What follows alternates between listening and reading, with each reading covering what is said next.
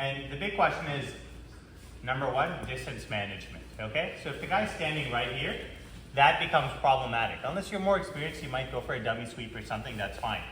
The problem is when he's so close, for example, he could step right through, like foot through the knee on belly. Perfect, there you go. Another option is he uses one hand to pull my head down, and he feeds a guillotine, okay? So there's a lot of risks involved on my end when the guy is so close. So if the guy's ever very close, the first thing I do is I step one foot to the bottom of his shin, and I plant on my hand and my foot, and I move myself away. I like to keep this because now it's going to make it a little harder for him to move, but at least get me out of range. My first grip, I could grab the pants. The problem with going for the pants, unless you're more experienced, is that it kind of exposes your neck and head. And also if you grab this grip, which is slow in addition to that, if he comes down on his knee suddenly, I'm going to break my hand, okay? Even no-gi ankle grip, very hard to reach. I'm very lanky, that's hard even for me. Second grip, I could go for the sleeve. The sleeve is fine, but it's a very slow grip. And the other problem with the sleeve, like up and behind you, perfect, now step right through the knee on belly. There you go, okay? So it can kind of cause me to break my elbow knee disconnect quite a bit. The other problem with the sleeve grip is sometimes he moves a little bit and it doesn't actually help me move that much because the arm can kind of act as like an independent unit. But my preferred grip is always the collar, okay? First thing I want to do is I'm going to tilt to one side. I'm going to use my opposite limbs to kind of draw my body forward and backwards. So once I get my cross collar, and I like cross collar because my whole elbow can frame, versus here, there's no forearm recruitment. I like cross collar. I'm going to use my heel, I'm going to plant it a little bit forward, and I'm going to draw my hips closer to my heel. As I do that and the distance closes, my free foot will draw a circle inwards and go to the hip. I don't want to go outwards because sometimes, keep your right elbow tight to your hip, sometimes as I come in, there's no space for me. So inside is always better. But he's still far away and I never want to be overextended. So this last piece is really important. I'm going to take my hand off the floor and as I fall back, my momentum will draw him towards me. And you see how the butterfly hook can help as well? So whichever foot I use on the ground, it's going to dictate which foot goes to the hip and which foot becomes a butterfly hook. And when you use the butterfly hook, don't just pull towards you, slightly lift up. It's really good for making people step forward. And then the last thing I want is I want to catch the ankle. This was very high on my priority list, but I just couldn't get it right off the bat. I had to work to it. Yeah, no, you're fine.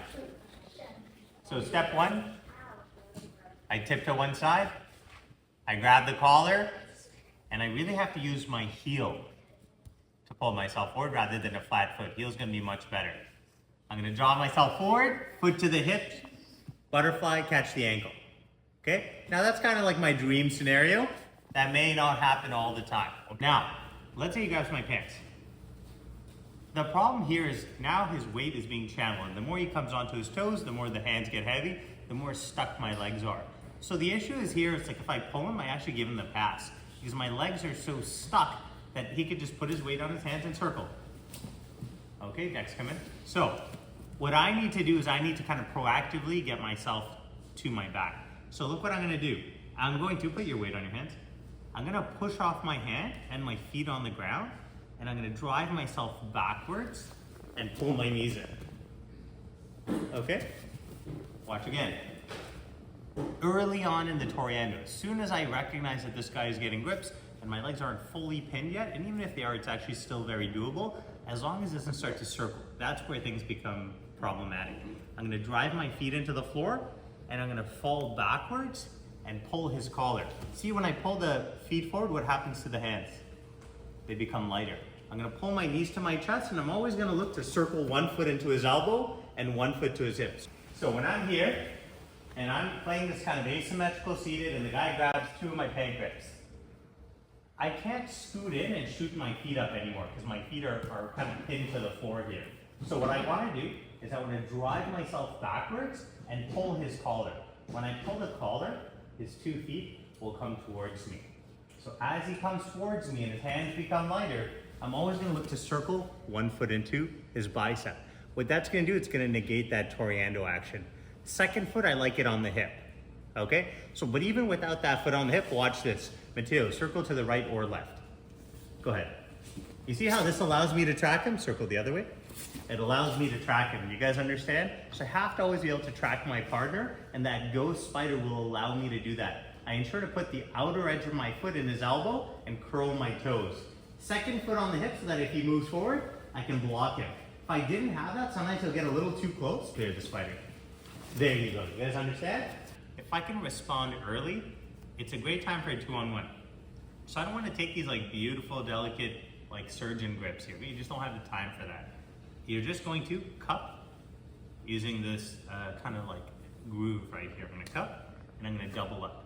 And all I'm going to do is wind up my leg, and I'm not going to do it hard. Okay, tip for you guys, when someone goes for a big grip break, just release and then regrab 5 seconds later. Okay, so I'm going to wind up, and as I kick outwards, not inwards, as I kick outwards, I'm going to pull. And that's going to give me my 2-on-1 control. Do you see how they're both no-gi grips? Now look, if I pull him at a neutral angle, just pass to your left slowly. Just shuffle to your left. This is a big concern.